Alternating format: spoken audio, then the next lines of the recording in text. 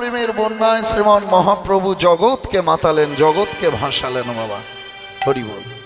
ভগবান আমার যুগে যুগে এসেছেন।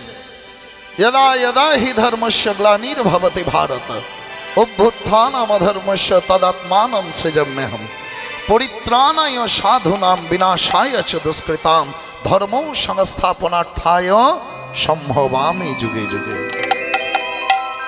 भगवान आसेन कखन?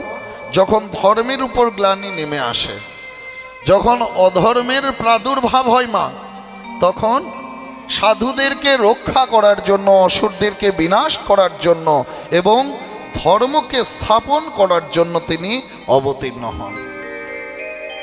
তাহলে যেখানে ধর্মের প্রভাবটা বাড়ে সেখানে দেখবেন অধর্ম দূরে আছে, আর যেখানে অধর্মের প্রভাব বাড়ে বাবা সেখানে ধর্ম কমে আসে। কেমন? ধর্ম অধর্মটা কেমন? আলো অন্ধকারের মতো, একটা বাড়লে একটা কমবে। যেখানে আলো বেশি সেখানে কিন্তু অন্ধকার দূরে আছে, আর যেখানে আলো কম সেখানে কিন্তু অন্ধকার ঢুকে গেছে। আমরা যেটা করতে পারি সেটা আলোর সঙ্গে করতে পারি, অর্থাৎ ধর্মের সঙ্গে করতে পারি, অধর্মের সঙ্গে আমরা কিচ্ছু করতে পারি না। মায়েরা প্রদীপ জ্বালেন, প্রদীপটা জ্বলে কতক্ষণ জ্বলে মা? যতক্ষণ তাতে তেলটা থাকে বা যতক্ষণ তাতে ঘিটা থাকে। কিন্তু তেল বা ঘিটা যদি কম হয় তাহলে প্রদীপটা কি সেই রকম জ্বলে? আলোটাও একটু কম হয়। আর তেল ঘি যদি না থাকে তাহলে প্রদীপটি নিভে যায়। আর প্রদীপ যখন নিভে যায় তখন চারিদিক থেকে অন্ধকারটা এগিয়ে চলে আসে। তাহলে অন্ধকারটাকে টেনে আনতে হয় না, ডেকে আনতে হয় না। হ্যাঁ, যেখানে আলোটা কম হয় সেখানে অন্ধকার ঢুকে যায়। আমরা কেউ বলি না যে ওরে এক ঝুড়ি বা এক ব্যাগ অন্ধকার বাইরে দিয়ে আয় তো। বলতে পারি না, পারবো না। কেন? যেটা করতে পারি সেটা আমরা আলোর সঙ্গে করতে পারি, অন্ধকারের সঙ্গে কিচ্ছু করতে পারি না। তেমনি যেটা করতে পারি আমরা ধর্মের সঙ্গে করতে পারি, অধর্মের সঙ্গে করতে পারি না। সবাই আমরা কি বলি, এই কলিকালে এই চারিদিকে এত অধর্ম, এত পাপের ছড়াছড়ি, পাপীর ছড়াছড়ি। তাই কি? ভালো করে চিন্তা করে দেখবেন তো, যে কলিকালে অধার্মিক বেশি তা নয়। যারা সাধারণ মানুষ, যারা সাত্ত্বিক, যারা ধার্মিক, তারা ধর্মটাকে কম করে দিয়েছে। সাধারণ মানুষ ধর্মকে কম করে দিয়েছে বলে অধর্মের এত ছড়াছড়ি। কিন্তু সাধারণ মানুষ যদি ধর্মটাকে বেশি করে অধর্মটা দূরে যাবে। ধরুন আমি বলছি আপনাদের এই যে মহাপ্রভুর শ্রী বিগ্রহ, নিত্যানন্দ প্রভুর বিগ্রহ, এখানে প্রতিদিন সন্ধ্যাবেলায় 2 ঘন্টা করে হয় নাম হচ্ছে, প্রতিদিন হয়তো 2 ঘন্টা করে কীর্তন হচ্ছে, হরিনাম হয়। যেদিন দেখবেন প্রধান গান বাজনাটা যারা করে তারা যদি না আসে না, না থাকে, তখন আমরা কি বলি, বাবা ওরে আজকে ও আসেনি তো, ও ভালো খোলটা বাজায়, শ্রীখোলটা ভালো বাজায়, চল আজ নামটা একটু কম করে দে। বা যে প্রধান গানটা করে, মূল গায়ক যে, সে যদি না থাকে কি বলি, ওরে আজকে ও তো ভালো গানটা করে, ও আসেনি, চল আমরা একটু নামটা কম করে দিই। তা 2 ঘন্টার জায়গায় যখন 1 ঘন্টা করে দিই না, ভালো করে লক্ষ্য করে দেখবেন তখন কিন্তু সেই মন্দিরে বা নাট মন্দিরে বসে বসেই আমাদের আলোচনা শুরু হয়ে যায়। ওই পাড়াতে কি হয়েছে, ওই বাড়িতে কি হয়েছে, ওরা শাশুড়ি বইয়ে কি করেছে, ওরা ভাইয়ে ভাইয়ে কি করেছে, সেই মন্দিরে বসে বসে কিন্তু আলোচনা শুরু হয়ে গেল। অর্থাৎ আপনার অজান্তে কোথা থেকে কিন্তু পিএনপিসি, পরনিন্দা পরচর্চা ঢুকে গেল। আপনি এসেছিলেন ধর্ম করতে, নাম করতে, নিয়ে যাচ্ছেন অধর্মের ঝুড়ি। কিন্তু আপনি যদি ধর্মের পরিমাণটাকে বাড়ান, 1 ঘন্টার জায়গায় 2 ঘন্টা, 2 ঘন্টার জায়গায় 3 ঘন্টা যদি করেন, সেই মন্দিরে বা নাট মন্দিরে দেখবেন তার পাশাপাশি যারা অধর্ম করবে না তারা আর একটু সরে সরে চলে যাবে, বলবে না রে না চল আর একটু সরে যায়, ওরা তো ওখানে নাম করছে, আরো সরে চলে যাবে। তাহলে অধর্মকে টেনে আনতে হয় না, ডেকে আনতে হয় না, যেখানে ধর্ম কম সেখানে অধর্ম ঢুকে যায়। যার জন্য ভগবান আমার আসেন, তার আসার প্রথম কারণটা কি, তার আসার প্রধান কারণটা কি, পরিত্রাণায় সাধনাম। ফার্স্ট অ্যান্ড প্রাইমারি রিজন হলো সাধুদেরকে রক্ষা করা। ধর্ম রক্ষতি রক্ষতি হ, আপনি ধর্মকে রক্ষা করুন, ধর্ম আপনাকে রক্ষা করবে। কিন্তু আমরা কি করেছি, এখন নিজেদের ধর্মটাকে নিয়ে একটা তামাশা করে দিয়েছি, ছেলে খেলা বানিয়ে দিয়েছি।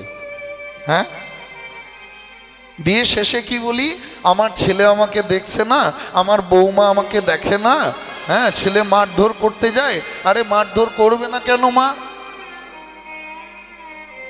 ছেলে যখন হয়, মায়ের গর্ভে যখন সন্তান আসে, তখন আমরা কি করছি, তখন ওই ইটিভি, জি টিভি, স্টার জলসা, জি বাংলা, হ্যাঁ ওই সিরিয়ালগুলো, শাশুড়ি বইয়ের ঝগড়া, যায় যায় ঝগড়া, দ্বন্দ্ব, এগুলো দেখে সময় কাটাচ্ছি। গর্ভে যখন শিশু থাকে, সেই শিশুটা কি চিন্তা করে, তার মা যেটা চিন্তা করে, মা যেটা ভাবে, মা যেটা করে, সেই শিশুর মনে সেই প্রতিফলনটা হয়। আগেকার দিনে তার জন্য কি হতো, গর্ভে যদি ছেলে থাকতো তখন কি বলতো, সেই মাকে বলতো, ওরে একটু রামায়ণ পড়, একটু মহাভারত, একটু গীতা পাঠ কর, তবে যে সন্তান হবে সেই সন্তান জগতের মঙ্গল করবে, সেই সন্তান সুসন্তান হবে। আগেকার দিনে ওরে পূর্ণিমা অমাবস্যা পালন কর, একাদশী ব্রত কর, তাহলে সন্তানের মঙ্গল হবে। কিন্তু যার জন্য আগেকার দিনে সেই সন্তানও হতো। আগেকার দিনে নেতাজি সুভাষচন্দ্র, স্বামী বিবেকানন্দ, রবীন্দ্রনাথ ঠাকুর, ঈশ্বরচন্দ্র বিদ্যাসাগর, হ্যাঁ বিনয় বাদল দীনেশ, ক্ষুদিরাম, এদের মতো সন্তানেরা এসেছেন, বীর পুরুষরা এসেছেন। কেন? মা ভালো ছিল। মাটিটা ভালো না হলে কখনো ফসলটা ভালো হয় না। গাছটা যদি ওই উর্বর না হয় মাটিটা, তাহলে যে বৃক্ষটা, সেই বৃক্ষটা কোনোদিনও ভালো ফসল দিতে পারে না, তাই তো? যার জন্য এই মাটিটাকে উর্বর করতে হবে, ক্ষেত্রটাকে উর্বর করতে হবে। মায়েদের সকলকে আমার অনুরোধ, ওই শুধুমাত্র টিভি সিরিয়ালগুলোতে বা আন কথাতে থাকবেন না, সকলে সমবেত হয়ে প্রতিদিন এই শ্রীমান মহাপ্রভুর কাছে এসে নাম কীর্তন করুন। দেখুন আপনাদের পরিবার, আপনাদের পরিবেশ, যারা আসবে, যেসব সন্তান আসবে, তারাও সকলের সমাজেরও মঙ্গল চাইবে, কোনোদিন অকল্যাণ চাইবে না, কোনোদিন মা বাবার গায়ে হাত দেবে না, মা বাবাকে বৃদ্ধাশ্রমে রাখবে না। কিন্তু আমরা কি করছি, আমরা সেই ক্ষেত্রটা দিতে পারছি না। নিজের ঘর থেকে ধর্মটা করতে হবে। লোককে বলবো ধর্ম করতে, লোককে বলবো শিক্ষা দিতে, হ্যাঁ, আর নিজে সেটা আচরণ করব না, কোনোদিনও হবে না। আপনার ঘরের ময়লাটাকে আপনি হয়তো বের করে দিচ্ছেন, কিন্তু রাস্তায় ময়লাটা ফেলে দিচ্ছেন। যখন কোনো ঝড় আসবে, বৃষ্টি হবে বা কিছু হবে, তখন সেই ময়লাটাই ঘুরে আপনার বাড়িতেই ঢুকবে। তার জন্য লক্ষ্য রাখুন, পরিবর্তন করুন। এই যে আপনারা হয়তো অনেকে শুনেছেন, শুনে থাকবেন, বর্তমানে আমেরিকাকে যে বা যিনি চালাবেন, সেই ডোনাল্ড ট্রাম্প, তার যিনি সহযোগী অর্থাৎ গোয়েন্দা বিভাগের যিনি প্রধান হয়েছেন, তার কি নাম জানেন?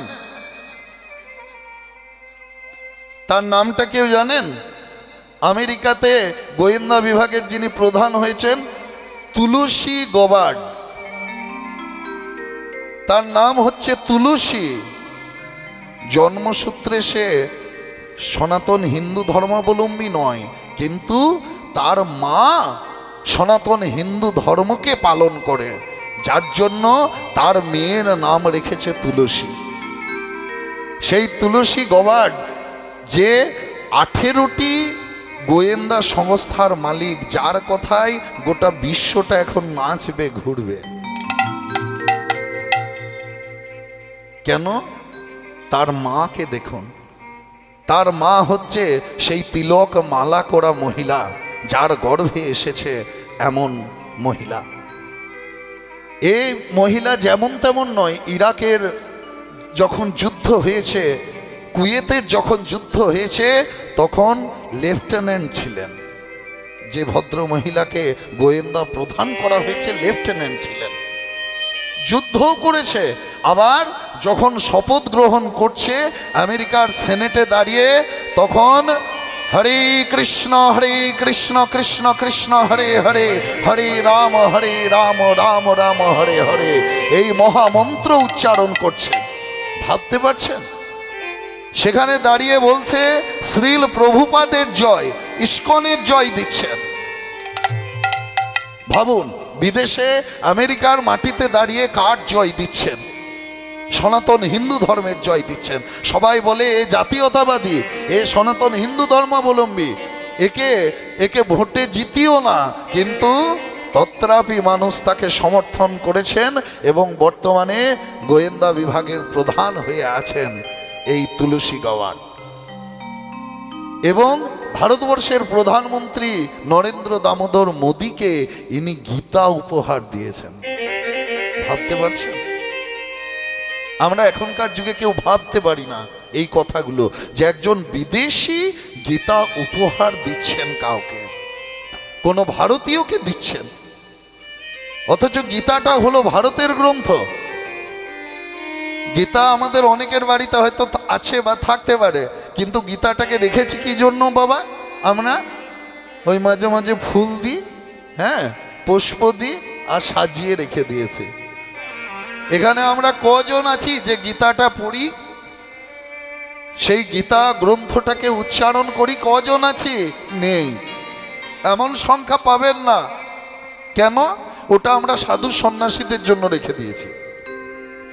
গীতা কে পড়বে? সাধুরা পড়বে, সন্ন্যাসীরা পড়বে। হ্যাঁ, যারা আশ্রমে থাকে, যারা মঠে থাকে, তারা গীতা পড়বে। কিন্তু বাবা, যার উচ্চারণ করেছে একজন সংসারী, ঘোরতর সংসারী, কে উচ্চারণ করেছে? ভগবান কৃষ্ণচন্দ্র। 16,108টা পত্নী তার। গীতা শুনেছে কে? একজন সংসারী, অর্জুন। তারও ছেলে বৌমা, নাতি নাতনি সবাই আছে। গীতাটা উচ্চারিত হয়েছে কোথায়? সেটা কোনো আশ্রমে হয়নি, কোনো মঠে হয়নি, কোনো মন্দিরে হয়নি। গীতা উচ্চারিত হয়েছিল, সেটা ছিল একটা ব্যাটেলফিল্ড, একটা যুদ্ধক্ষেত্র। তাহলে যেটা উচ্চারণ করে একজন সংসারী, যেটা শোনে একজন সংসারী, যেটা উচ্চারিত হয় একটা যুদ্ধক্ষেত্রে, সেটা কি করে সাধু সন্ন্যাসীদের জন্য হতে পারে? নিতাই গৌর হরি হরি। গীতা হলো জীবনের গ্রন্থ। গীতা মানুষকে বাঁচতে শেখায়, গীতা জীবনকে উপলব্ধি করতে শেখায়। তার জন্য সকলকে আমার অনুরোধ, পারলে এক লাইন করেও হোক বা একটা শ্লোক হোক, এবং শ্লোকের সেই মানেটা বুঝে একটু পড়ার চেষ্টা করবেন। যদি পড়তে না পারেন, যেখানে ভাগবতীয় কথা হবে, কীর্তন হবে, সেখানে একটু করে শুনবেন। গীতা হলো জীবনের গ্রন্থ। এই গীতাটা সংস্কৃততে লেখা, কিন্তু এটা কোন ভাষায় সবার আগে অনুবাদ হয়েছিল জানেন? গীতাটাকে কে অনুবাদ করেছিল? কোন ভাষায় হয়েছিল? গীতাটা সর্বপ্রথম অনুবাদ করিয়েছিলেন, তার নামটা শুনলে আপনারা কল্পনা করতে পারবেন না, ভাবতে পারবেন না। সে ছিল ভারতবর্ষের সবথেকে নিষ্ঠুর শাসক, ইংরেজদের সবথেকে নিষ্ঠুর শাসক রবার্ট ক্লাইভ। সেই রবার্ট ক্লাইভ এই গীতার অনুবাদ করিয়েছিলেন। ভাবতে পারছেন? যে মানুষটা একটা লাঠি নিয়ে ছড়িকে ঘোরাতে ঘোরাতে আমাদের দেশে এসেছিল, he landed on the Indian soil with a stick in his hand. হাতে একটা লাঠি নিয়ে ছড়ি নিয়ে এসেছিল, কেন? যে ভারতে আমি ছড়ি ঘোরাবো। কেউ কিছু বলতে গেলে তাকে মেরে দাও, তাকে কেটে দাও, কেউ যেন কোনো কথা বলতে না পারে, মাথা তুলে যেন কিছু করতে না পারে। এমন এত নিষ্ঠুর শাসক ছিল রবার্ট ক্লাইভ। কিন্তু সেই রবার্ট ক্লাইভই তখন তো আর ভারতের রাজধানী দিল্লি ছিল না, তখন রাজধানী ছিল কলকাতা। কলকাতায় থাকাকালীন কোনো এক ব্রাহ্মণ পণ্ডিতের মুখে 5 মিনিট গীতার ব্যাখ্যা শুনেছিলেন। কেউ হয়তো ইংরেজিতে তাকে অনুবাদ করে শুনিয়েছিলেন। তা সেইটা শোনার পর থেকে রবার্ট ক্লাইভের মনে হয়েছিল যে এই গ্রন্থটাতে কিছু আছে, এই গ্রন্থটাতে কিছু আছে। কি আছে? আমাকে দেখতে হবে, আমাকে জানতে হবে। তখন তার যে অ্যাসিস্ট্যান্ট ছিল, তার যে প্রধান সহকারী ছিল, সেই সহকারীর নাম হচ্ছে চার্লস উইলকিনসন। সেই চার্লস উইলকিনসনকে তিনি বললেন যে শোনো, আজ থেকে তোমার মাসে মাসে বেতন তোমার ঢুকে যাবে, তোমার টাকা তোমার বাড়িতে পৌঁছে যাবে, তোমাকে কোনো কাজ করতে হবে না, তোমাকে আমার সহকারী হিসাবেও থাকতে হবে না, তুমি শুধু একটি কাজ করো। কি? তুমি সংস্কৃত পড়ো, এতটাই পড়ো যেন সেই সংস্কৃতটাকে তুমি ইংরেজিতে ব্যাখ্যা করতে পারো, লিখতে পারো। তখন বেনারস হিন্দু ইউনিভার্সিটিতে BHUতে গিয়ে পড়ে সেই চার্লস উইলকিনসন সংস্কৃত শিক্ষা করেছিলেন। 5 বছর থেকে সংস্কৃতটা শিখেছিলেন। কতটা শিখেছিলেন? সংস্কৃত থেকে ইংরেজিতে অনুবাদ করার মতো। তারপর তিনি সংস্কৃত থেকে ইংরেজিতে গীতাকে অনুবাদ করিয়েছিলেন। তাহলে English was the first language in which Shrimad Bhagavad Gita was translated. ইংরেজিটা হচ্ছে প্রথম ভাষা যেটাতে গীতা অনুবাদ হয়েছিল। এখন অনেকগুলো ভাষাই, বিশ্বের প্রায় সব দেশেই গীতা অনুবাদ হয়েছে, 88টা ভাষায় অনুবাদ হয়েছে।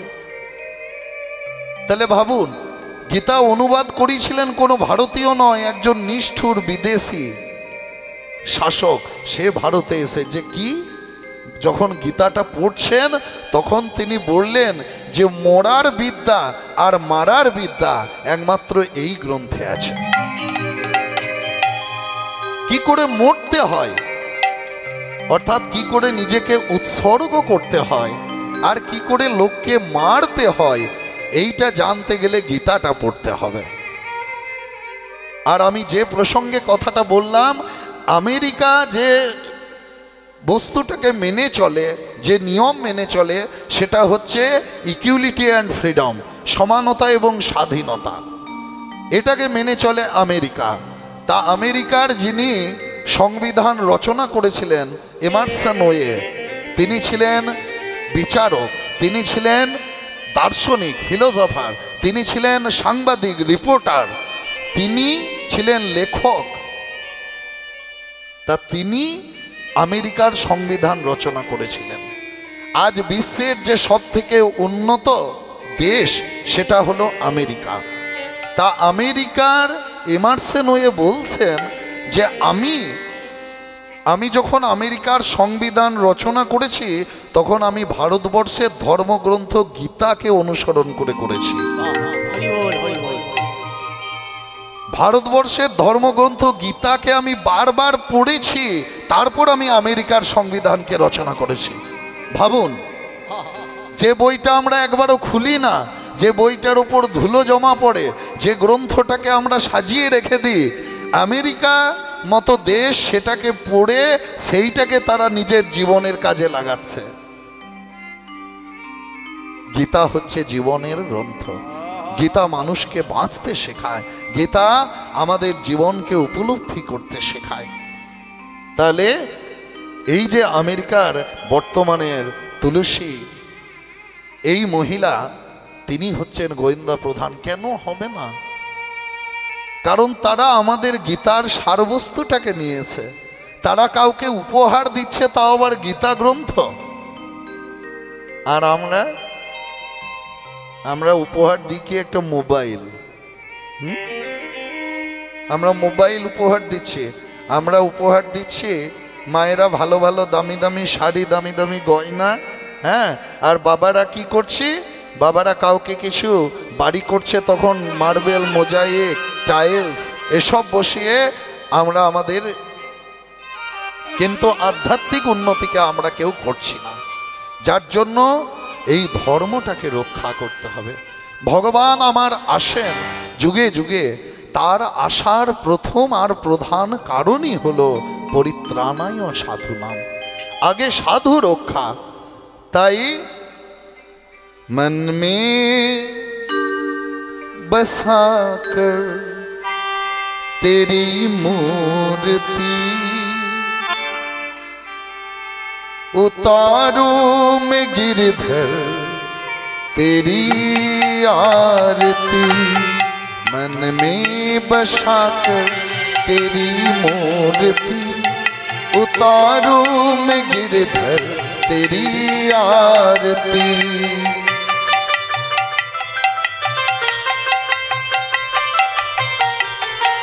उलुध्वनि हरि हरि बोल, हरि बोल।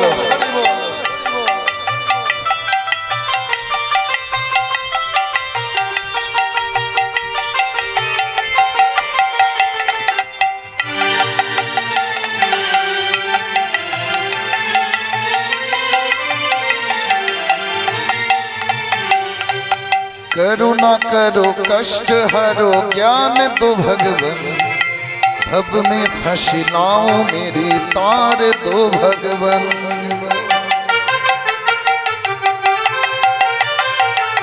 करुणा करो कष्ट हरो ज्ञान दो भगवन, भव में फंसी नाव मेरी तार दो भगवन।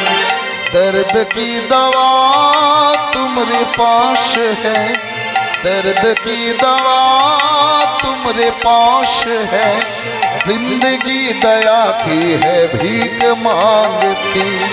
मन में बसा कर तेरी मूर्ति उतारू में गिरधर तेरी आरती।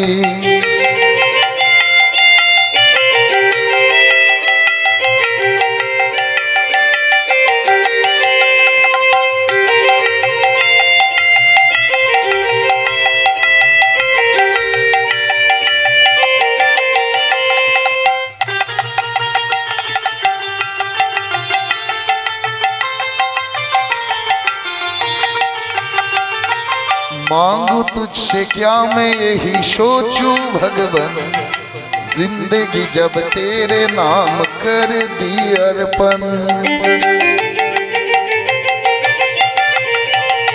मांगू तुझसे क्या मैं यही सोचूं भगवन, जिंदगी जब तेरे नाम कर दी अर्पण। सब कुछ तेरा कुछ नहीं मेरा, सब कुछ तेरा कुछ नहीं मेरा। चिंता है तुझको प्रभु संसार की, मन में बसा कर तेरी मूर्ति उतारू में गिरधर तेरी आरती।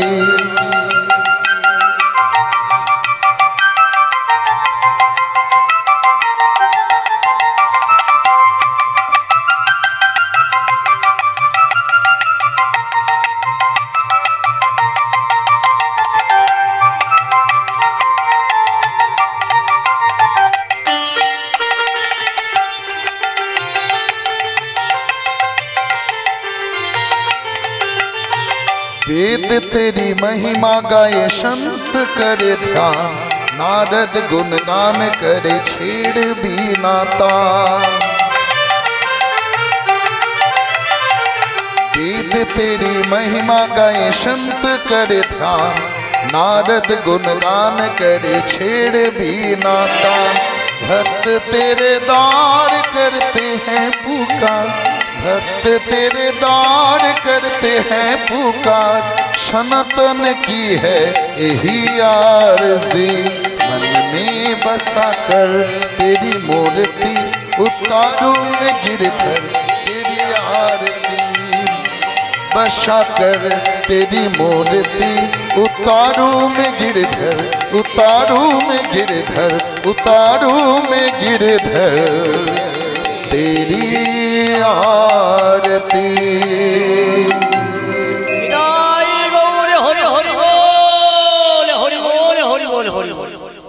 সকলে একবার আমাদের মায়েদের জয় দেন।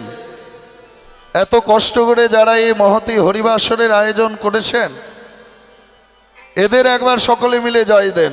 নিতাই গৌর হরি হরি বল, হরি হরি হরি বল, হরি বল, হরি বল, হরি বল।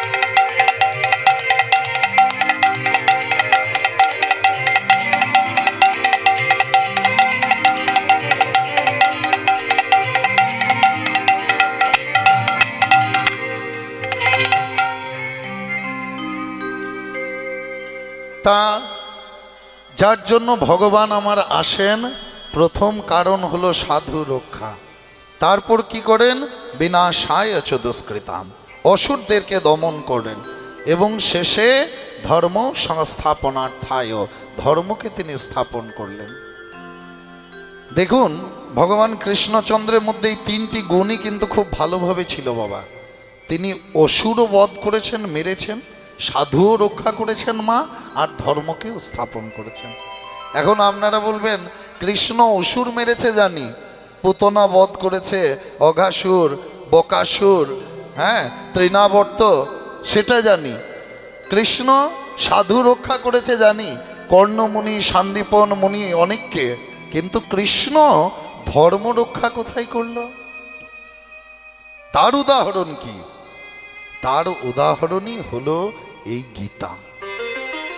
৫,৫০০ বছর আগে যা কৃষ্ণ উচ্চারণ করে দিয়েছিলেন, এই কলির জীব তা স্মরণ মনন মন্থন চিন্তন করে উদ্ধার পাচ্ছে। যার জন্য যারা গীতা পড়েন তারা লক্ষ্য করে দেখবেন যখন কৃষ্ণ কিছু বলছে তখন কি লেখা আছে শ্রীকৃষ্ণ উবাচ। এটা কৃষ্ণের উক্তি, কৃষ্ণের বাক্য, কৃষ্ণের কথা। কিন্তু কৃষ্ণ যখন কোনো জ্ঞান দিচ্ছেন, কৃষ্ণ যখন কোনো উপদেশ দিচ্ছেন, তখন কি লেখা আছে শ্রী ভগবান উবাচ। এটা ভগবানের কথা, ভক্তকে কৃপা করার লাগি, ভক্তকে উদ্ধার করার লাগি কথা। আর কলির ভগবান গৌর সুন্দর তিনি আর অবতারের মতো হাতে চক্রও নেননি, হাতে তীর ধনুকও নেননি। নিয়েছেন কি? নারায়ণের মতো চক্র নেননি গৌর, ত্রেতা যুগে রামচন্দ্রের মতো তীর ধনুকও নেননি, দাপরে কৃষ্ণের মতো গদাও ধারণ করেননি, চক্রও নেননি, তাহলে কি ধারণ করলেন? সব থেকে বড় অস্ত্র, যে অস্ত্রে এই জগৎ পাগল, যে অস্ত্রের নাম হলো প্রেম, যে অস্ত্র হলো হরি নাম সংকীর্তন। হ্যাঁ, এই অস্ত্র দিয়ে মারলে রক্ত বেরোয় না বাবা। এই অস্ত্র লোহারও নয়, ইস্পাতেরও নয়, এমন একটা অস্ত্র এনে দিলেন গৌর সুন্দর। কলিজীবের দাঁড়ে দাঁড়ে নাম প্রেমে সকলকে মত্ত করলেন। কি বললেন? তোমরা সকলে মিলে আমার সঙ্গে বলো, ভজ হরে কৃষ্ণ হরে কৃষ্ণ কৃষ্ণ কৃষ্ণ হরে হরে হরে রাম রাম রাম হরে হরে। হরে কৃষ্ণ কৃষ্ণ কৃষ্ণ হরে হরে, হরে রাম রাম রাম হরে হরে।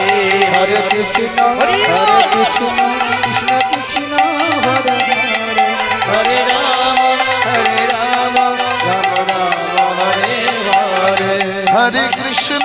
হরে কৃষ্ণ কৃষ্ণ কৃষ্ণ হরে হরে, হরে রাম রাম রাম হরে হরে। হরে কৃষ্ণ কৃষ্ণ কৃষ্ণ হরে হরে, হরে রাম রাম হরে হরে। হরে কৃষ্ণ কৃষ্ণ কৃষ্ণ হরে হরে, হরে রাম রাম রাম হরে হরে। হরে কৃষ্ণ কৃষ্ণ কৃষ্ণ হরে হরে, হরে রাম রাম রাম হরে হরে। অনুধ্বনি নেতাই গৌর হরি বল হরি বল।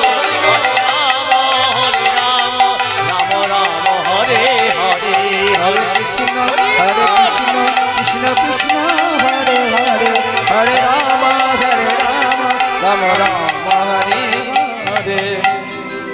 তাহলে ভগবান সাধুকে রক্ষা করার জন্য আসেন। আমরা বলি সত্যযুগে এসেছেন ভগবান, হ্যাঁ, কিসের জন্য? হিরণ্যকশিপুরকে বধ করতে।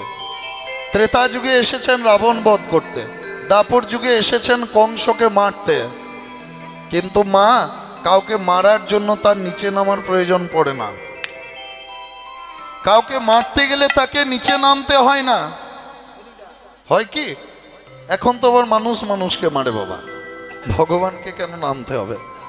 হ্যাঁ, মানুষ মানুষের পিছনে লাগছে, আর দেশকে যারা রক্ষা করে সেই দেশের সেনাবাহিনীদেরকে এখন জঙ্গিরা বিস্ফোরণ দিয়ে উড়িয়ে দিচ্ছে। ভাবুন, তাহলে ভগবানকে নামার দরকার পড়ে না। তাহলে কেন নামেন ভগবান? সত্যযুগে এসেছেন শুধু হিরণ্যকশিপুকে বধ করতে নয়,